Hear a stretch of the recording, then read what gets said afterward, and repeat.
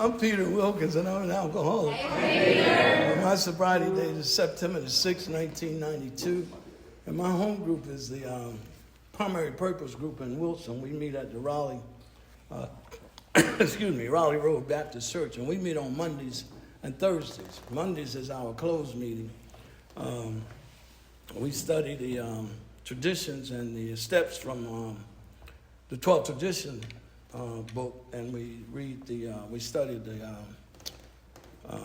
textbook of Alcoholics Anonymous. And every Thursday is our speaker meeting like we're having tonight. But I was glad Paige was going to introduce, because I figured you was going to take up about half of it. But Paige told me, I decided, I know you want me to wear a rope or a bow tie also. I just choose to wear a bow tie. But it's just good to be here, guys. And there's a lot of guys here that I still stand on the shoulders of, because down through the years, y'all have been a lot to me. Me and Chuck used to go up to Caledonia many Monday nights for years. And I'm grateful that I was introduced to prison work when I first came into Alcoholics Anonymous. But the book suggests what I'm supposed to do. In a general way, I'm to share what I was like and what happened and what I'm like today. One of the most gratefulest things that I'm extremely grateful for is that Alcoholics Anonymous kept me out of my head long enough for me to develop a relationship, a genuine, honest relationship with God. I stand on that today, and I'll tell you a little more about that later on, because the guy that we went to church. I told my mom, as much as we go to church, we got to go to heaven. There's no way in the world we can't go to heaven. We was on Sunday mornings, you got to be Sunday school, then the first service, then that evening you got to be there. Wednesday nights, you got to do the choir rehearsal stuff. Saturday, you got to do the youth meeting stuff and all of that. And it seemed like to me, and they probably wasn't saying this, but this is what it seemed like to me that this guy was saying, that if you were doing something that wasn't right, that God is just waiting to zap you, and you're going to go to a place and you're going to burn forever. And later on, after I did a few things, some of them things that he said that if you did, you was going to go and burn forever, I had already did some of those things. So I just couldn't. And I'm sure, like I said, he probably didn't say it like that, but that's the way that I took it. But I was one that I think I hit the ground just confused and fear. I hear my sponsor a lot talk about, if you want to just describe alcohol in one word, it would be probably fear. And I can relate to that tremendously. I come up in the projects. I met some people that they went to week, but I'm familiar with their area. Used to go in some of them areas that they was talking about. But I come up in Newark, in the projects. 12 stories high, 6 apartments on each floor, and there was 4 blocks, Quitman Street, Waverly Avenue, there was 4 blocks each way, West Kennedy Street, and we just had parking lots between them. We had a little basketball goals. And sometimes people would abandon their car, and they would just leave it in the parking lot. So every now and then we would get in there in the cars and tell lies and do what but I've always been fearful, but it seemed like that I was able to kind of get through life until I was about 14 years old. We would drink a little, y'all probably don't know nothing about this, but we would drink a little Richard's pineapple wine long then, and I never really got the effect from it, but I was calling myself going along with the gang, Well, what happened was one day we got some liquor from the liquor store. And back then, and I knew it was from the liquor store because back then they would have a little piece of tape on the top of it. And when you broke the top, you had to break that little piece of paper, that little seal thing on there. And what happened was this.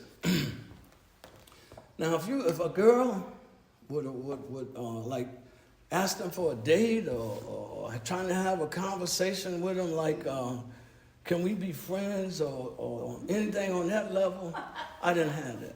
I didn't have that, Jerry. I was just as scared as I don't know what.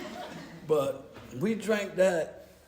I knew I drank a little bit of Richard's pineapple wine too, but we mixed, and I don't know what kind of liquor this was, but we mixed this stuff, and I don't know what it was. I guess you would call it a spiritual experience. Something stood up in me, because I got to tell you too, we was poor. No, we were poor. We were poor. There was 6 apartments. There were 6 apartments on each floor. And we had an insinuator in the middle of they probably can relate to a little bit of what I'm talking. We had an insinuator in the middle of the hallway. And what happened is that down in the basement, there was a fire. It was actually a furnace. So you would come out and put your trash in that insinuator, and it was supposed to go down to the basement and burn. And sometimes we would put water in there and just smoke up the apartment. We would steal the light bulbs out of the hallways. We didn't have no light bulbs. Back then it wasn't no we didn't have that stuff that y'all got now. Didn't have much electricity, so you know all these games and stuff that y'all got now. We did more with a tie, and we would tie something around our back to be Superman. It's funny now, but it's but what happened was when I drank that liquor that day, this guy Pookie told me that his sister wanted to talk to me, and I ain't never, man. I know I never. If he had told me that and I hadn't had that drink, I would have ran from him the other way flying. But something stood up in me, man, and I said, "Where is she?" We started talking, and I started asking her for some of those things that I heard those older guys say that they asked the girls for. And she started saying yes to some of those things. And I knew that I was going to stick with that alcohol. I knew that I was, and I did. I stuck with it for actually a little over, 18, a little over 30 years. A little over 30 years. Just to tell you a little bit about my household, my mama was, I call her real religious, but she was a disciplinarian. She had a very right, strong hand. Now, if you didn't understand what she said, you need to ask her to make sure, because if you went the wrong way from what she told you to do, you might be getting up off the floor, you might be getting hit with anything. Well, my daddy was actually an alcoholic. Now, believe me now, I never heard of Alcoholics Anonymous, and I want to put this in there because I may forget it. I never heard anything about Alcoholics Anonymous. And alcoholism, I can almost say it without a doubt, was on both sides. My daddy was an alcoholic. His brother was an alcoholic. My mother's brother and sister was alcoholics. Matter of fact, my mother's brother was killed in an alcohol situation, and her sister actually drank herself to death from an alcohol situation. But when I went back, I'd been sober for about 3 or 4 years, I guess, and I went back home. I went up to Newark. Now, I've been going by Belmont Avenue. They know a little bit about. I've been going by this building, Jerry, since the late 50s, early 60s. So I was calling to see where a meeting was. And they said that's where the meeting was. So I asked the guy, I said, well, how long have this meeting been here? He said, man, this meeting has been here since 1969. Never known nothing about alcohol. I never wanted to quit. I never wanted to quit. I always said, if it wouldn't have put me down, y'all probably would have had another speaker up here tonight. So what happened was, my daddy had a good job over in North Newark, over at Hillside Meadow, up there off of Frelinghuysen Avenue. But what he would do is he would get paid, and he wouldn't come home. He might come home on Monday, he might come home on Tuesday with nothing. no money. And he would act like, it looked like to me that everything was fine. Now, I think I remember him and my mama kind of arguing a little, but I guess she figured, well, you ain't got nothing no way, so ain't no need for me to keep talking to you. So what happened, what she would do is, the sister that I was telling you about that was alcoholic, she lived over on Broadway. It was about 7 blocks. We would catch that 5 Kenny bus, and it was about 5 blocks from Phillinghausen Avenue. And what would happen is that she would be there on Fridays when he got paid.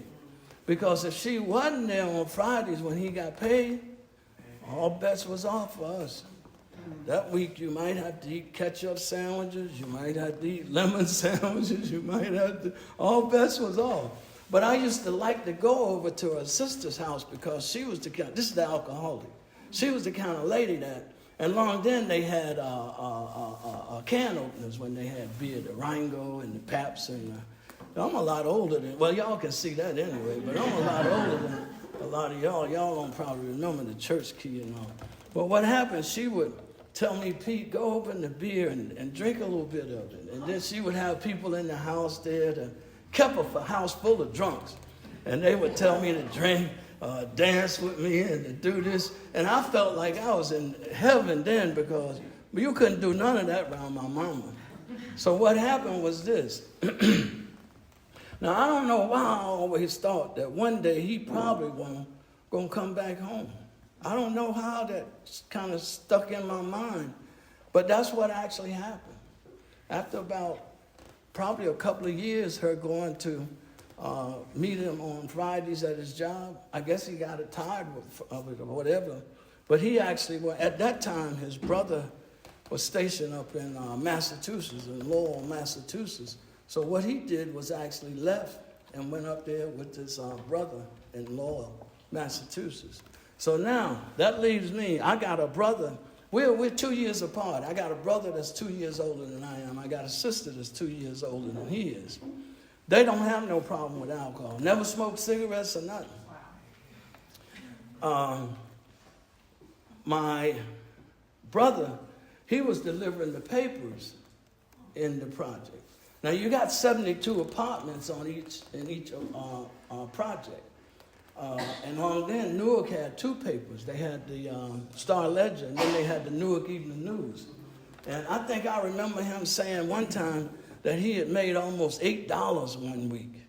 And $8 then, man, was you could go shopping with $20, and it would probably take me and Jerry to bring that out of the grocery store in the late 50s or early 60s. Well, my sister was helping this lady on Belmont, on Avon Avenue at the telephone company. So they was coming in, they was having a little income. Well, there was me. My mama was working at Mattel's out in Metuchen, and they wasn't paying that much money. The only thing that I can come up with from listening to my aunt was that she told her that I'll take him down here, and that'll give you, y'all, they got a little something coming in, and y'all can probably live a little bit better. And that's how I got down here. Now, I'm then probably 15 then. They were good livers, decent livers. They had sheets on the bed. They had pillowcases. They had pillowcases paid, and she had fruit on the table in the bowl, fruit and candy and stuff on the bowl. Just to tell you this funny story, and then I got something else too. But, she had pajamas. I had a robe. I had bedroom shoes. I was going to take the candy and go to bed with it and eat that candy all that night, And I was going to put the paper in my pocket the next morning, so when I got up, I could just throw it away. Well, what happened is I messed around there and didn't put all the paper in my pocket. And when she got me up the next morning, she saw some of those candy wrappers in the bed.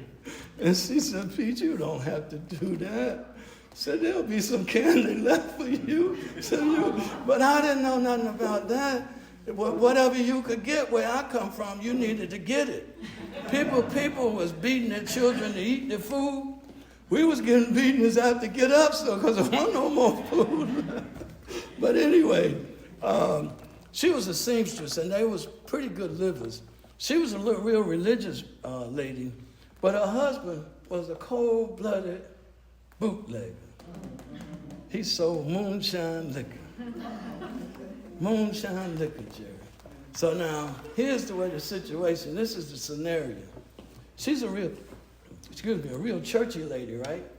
So they got the deacons, she got the deacons coming up, and the preacher people coming up into the yard and all. And he's down in the further part of the yard, and with probably 8 or 10 drunks down there. And long then, they would buy 25-cent shots. It's a little too far back for y'all, but just stick with me. Just stick with me for a while. 50-cent shots. A half a pint of bootleg on but $1. You could get a whole pint of moonshine liquor for $2. So I would hear them at night. She said, Lou, why you don't stop selling that mess? Now, he didn't drink at all. Now, he was a woman now. He loved women. He did what he did, but he didn't drink at all. Didn't smoke or nothing. But he loved money now. So what would happen was, I would hear them at night, why you don't stop doing that? I had the deacon or whoever, such and such, and they came, and they got to go buy these drunks, and they come to the house. And a drunk don't care nothing about food there. If they want to drink, they want to drink. And if $2, if Luke wouldn't get up, after about 10, 11 o'clock at night, he wouldn't get up unless it was a pint. If he knocked on over by his window and you knocked on it, Luke, I want a pint. Or he put it because that was $2. But if it was less than that, he wouldn't mess with that. So she was a seamstress. So eventually he did stop. But what happened was this. I was working. I got out of school and I was working with. I went back to New Jersey after I left there. She raised other. They didn't have any biological children, but she raised his nieces and nephews, a couple of his nieces and nephews also, and then me. And what happened was, I went back to New Jersey. Now I stole so much bootleg liquor from him and sold so much, and he would have me riding with him, and you see a bottle on the side of the road, you would have to get it. And he had a tub of box line soap, and it would get real slimy, right? And he would put those bottles in that tub so all that dirt and stuff would get out of it. Because that's what he would use to sell his liquor in, And that's what I would have to do when he would see a bottle. If he get that bottle, man, get that bottle. And that's what I had to do. So what happened was, I went back to, she was good to me too. I admired her. She was good to me. I went back to New Jersey. And at that time, you had to, they call it selective service, and you had to register. When you got 18, you had to register.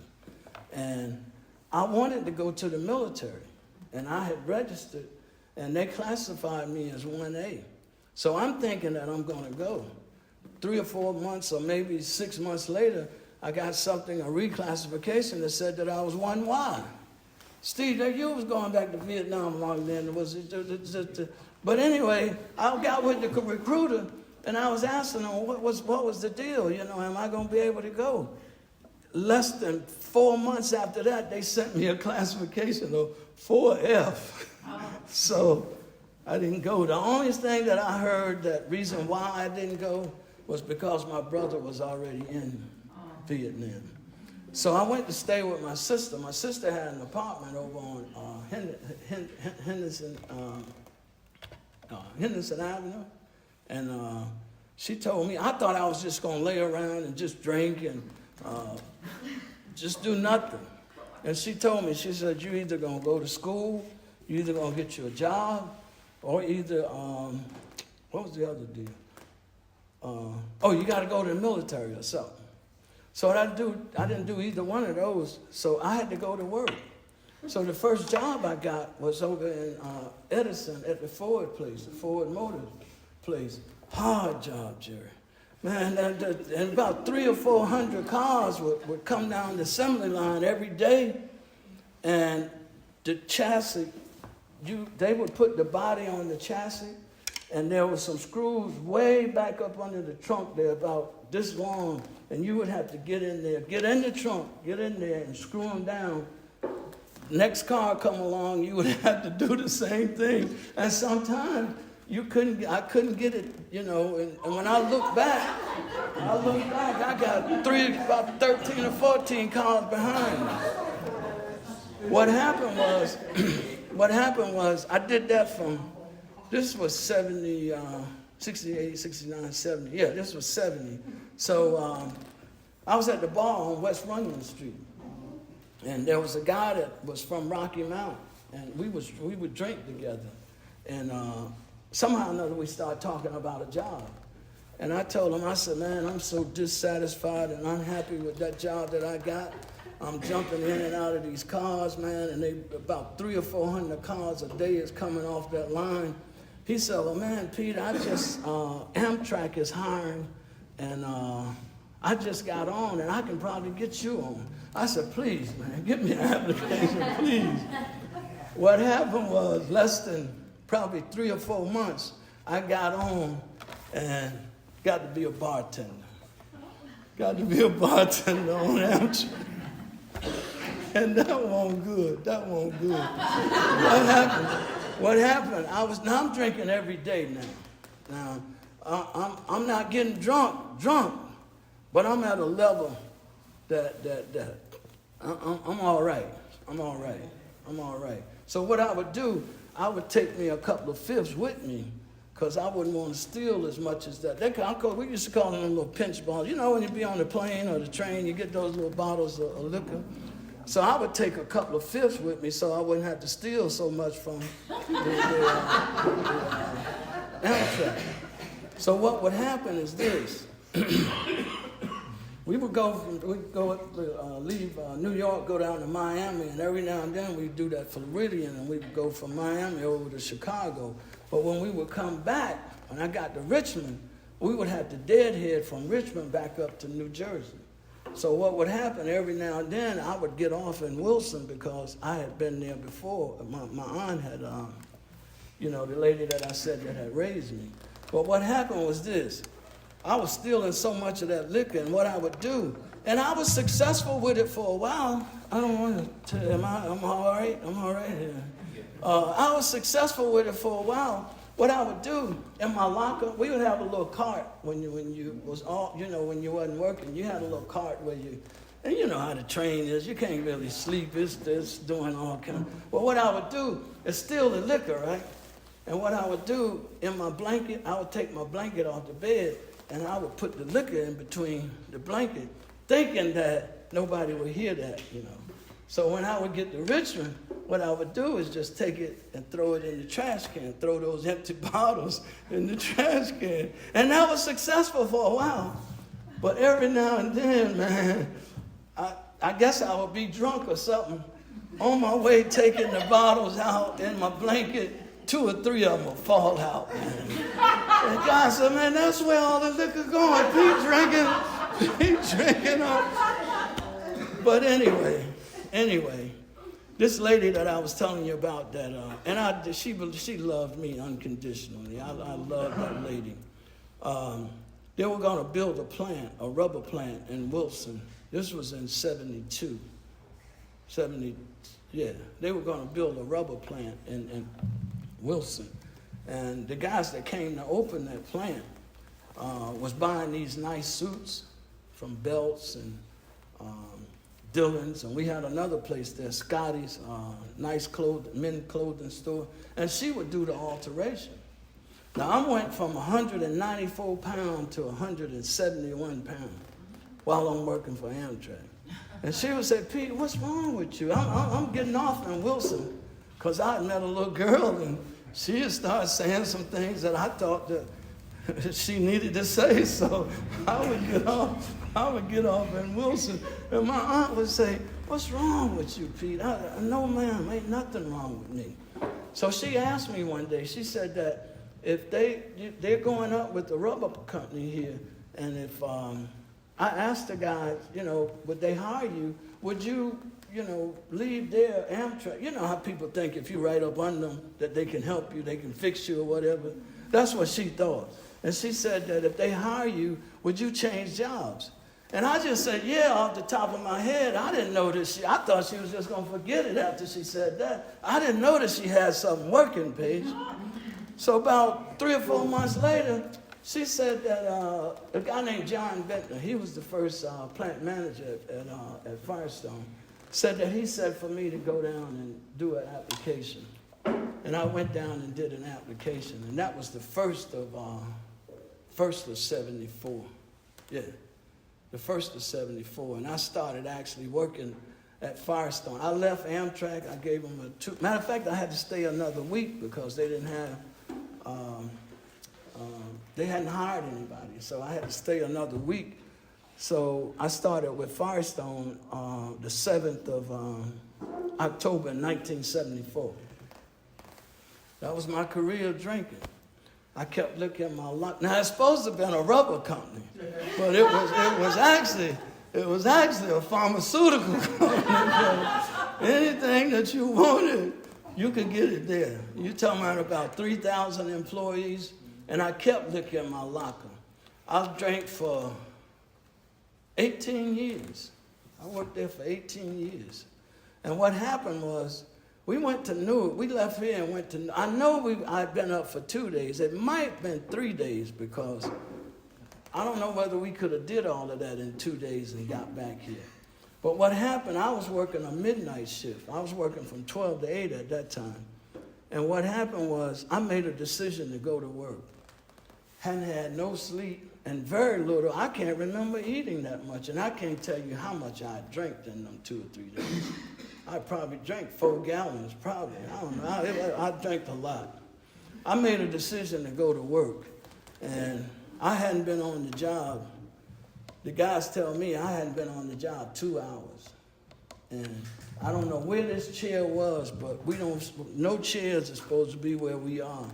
But I was actually sitting down in this chair. My body just shut down on me. I couldn't put one foot in front of the other one.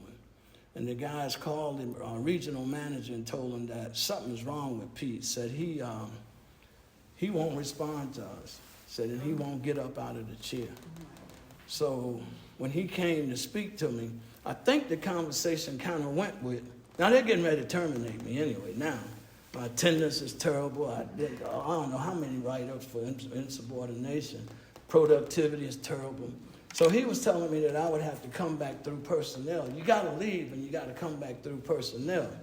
Well, he saw how disoriented I was when I stood up because I couldn't hardly make it.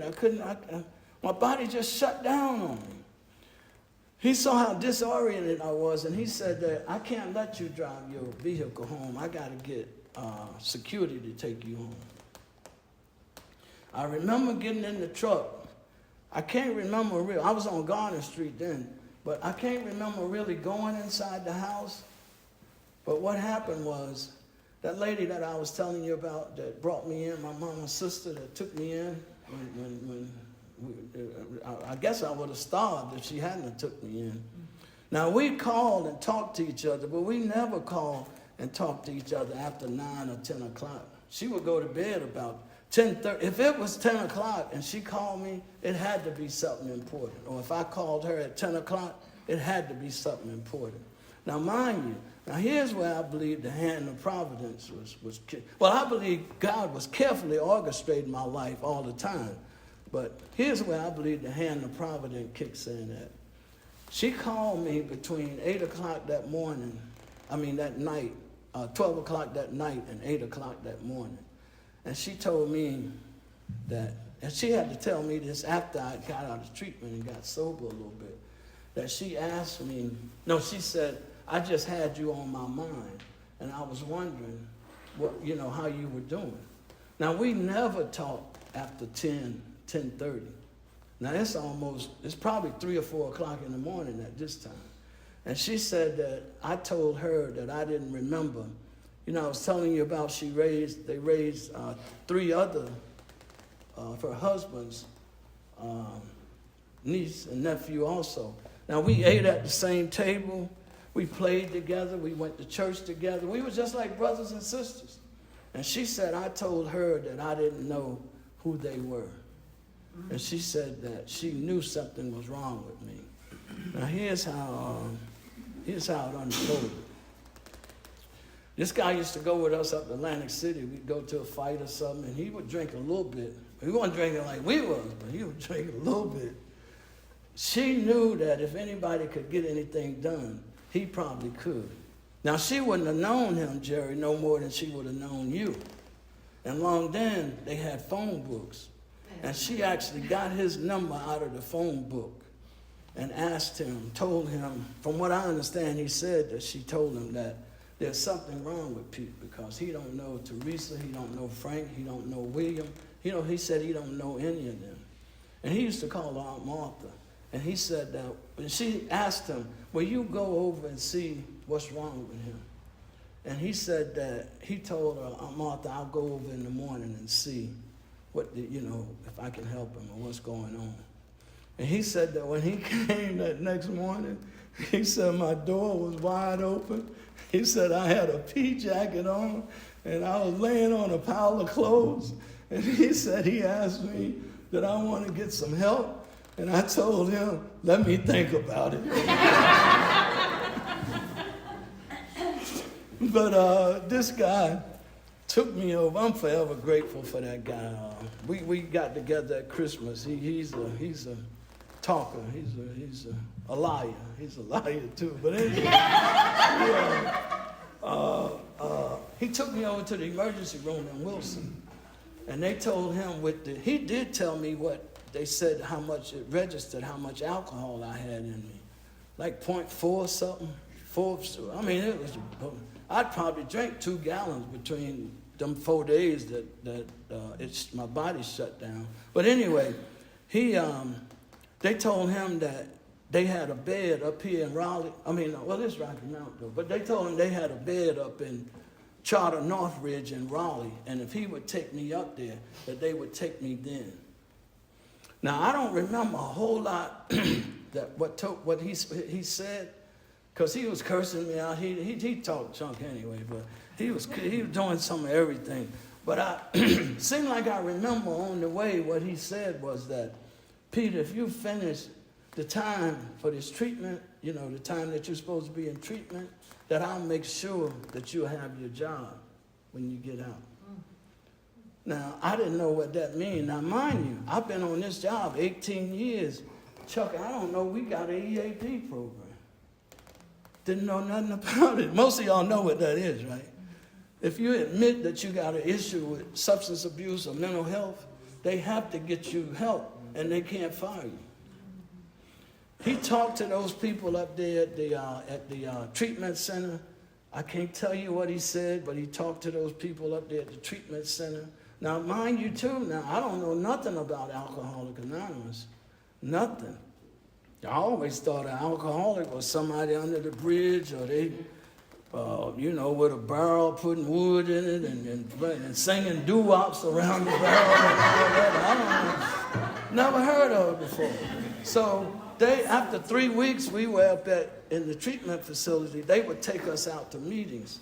And I didn't get a lot out of it because there was a lot of people around the circle. And you could hear them, but I couldn't understand what they were saying. But I really wasn't into stopping drinking or really interested in alcoholism, because the truth of the matter is I didn't know nothing about it. I just thought that I made a left turn and I should have made a right, But anyway, after 3 weeks, they could come up to see you. And I think, if I'm not mistaken, I think they may have a volunteer to come in, the more I think about it. Like they go to over here at the treatment facility in Rocky Mount. I think they had a volunteer to come in. But I wasn't paying that much attention. But anyway, after about 3 weeks, he brought my aunt up there. He came to see me. And I said, oh, man, can I go home now? He said, man, if you don't get your butt back in that treatment center, I'm going to kick your whatever, you know what he said. But I was supposed to stay 30 days, but they told him with the insurance that I had that I could stay 42 days. Well, what happened was, that's what happened. I stayed those 42 days. I came back to this same facility that I had left from. And I was the fourth one to use the EAP program. And those guys, man, they used to pick on me, man. Because when we would have a break, we would go in the locker room, we drink, we drink. And they would laugh at me. Pete been to the funny farm, he can't drink no more. He says, oh man, they just sent me through the wire. But by God's grace and because Alcohol Anonymous worked, I was able to work there another 15 years and actually got a full retirement from that job. But what happened too, I'm grateful for some men that I'm standing on the shoulders of tonight that just actually introduced me to the prison. I think that's what held a lot of me together. And many a time on Monday nights with Chuck, we would go up to Caledonia, and sometimes I wouldn't want to go, but I felt so much better when I left. There was two guys that matter of fact, the guy that was the head of human resources was just funeralized week before last. That was, he says things like, if you're having some problems with substance abuse, you might want to talk to Pete. He would never mention nothing about Alcoholics Anonymous or nothing like that. But at the time, we were going over to the principals group over at in Wilson. And I'm so just grateful that ever since I've been introduced to Alcoholics Anonymous, I've been introduced to 3 legacy groups. Just to give you a little bit about what's going on, and I'm not proud of this. My son never seen me drink, but my daughter was 10, 11 when I was getting sober. I was 42 years old when I got sober.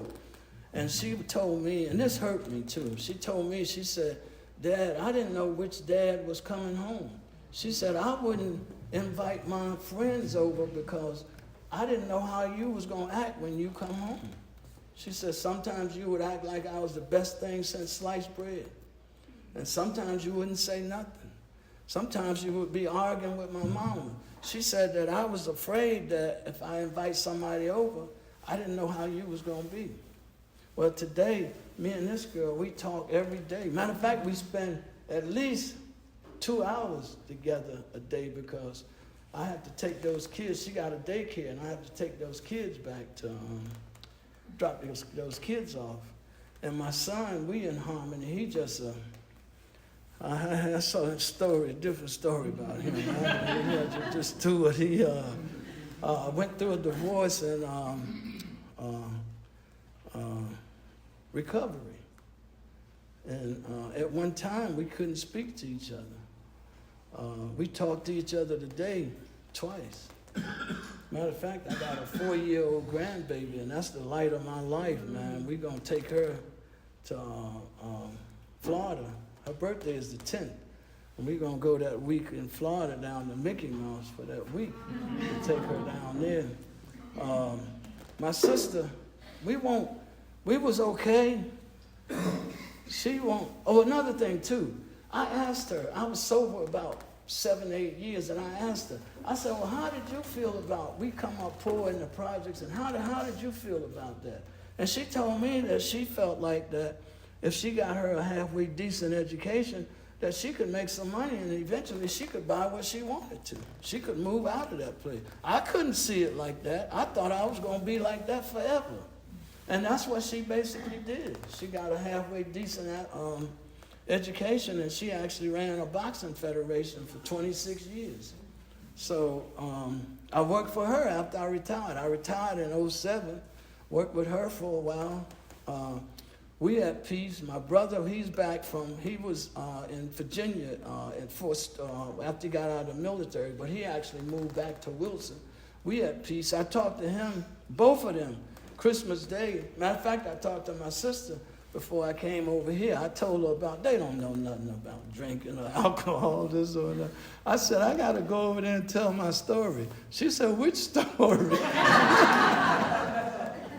But anyway, Anyway, things is fantastic. I'm doing better now than I've ever did in my life. And if you actually believe that you're alcoholic, come on into Alcoholics Anonymous heaven. Because I'm sure if if you've been out there, you've probably been in some problematic situations. You need to come into Alcoholics Anonymous heaven. What we got, Paige? How much? Come into Alcoholics Anonymous heaven. Best thing going.